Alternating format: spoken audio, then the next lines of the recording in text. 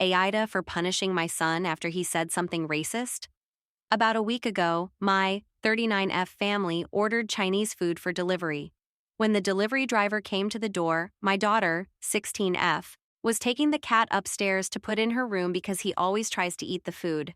My son, 13M, loudly says, "Make sure to hide the cat from the Chinese guy."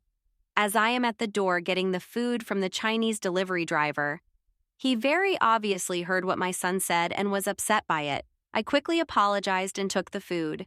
I told my son that racist jokes were completely unacceptable and very wrong, and he refused to admit that he was in the wrong. So, later that night, I forced my son to write a sincere apology to the delivery driver. His name was on the receipt.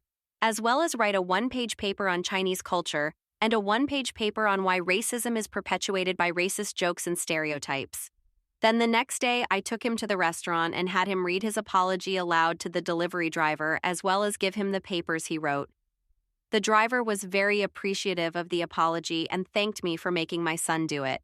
He then told my son about multiple instances where he had faced racist comments and attacks from people while he was a delivery driver.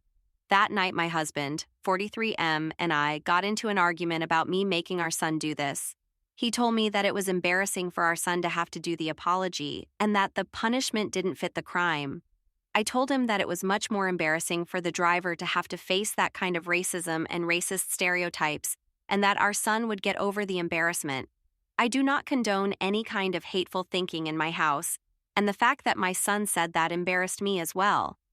My husband told me that it was just a joke, and it wasn't that big of a deal. I feel like I might have overreacted some, but I think it's important to help my son understand how what he said was wrong and hurtful.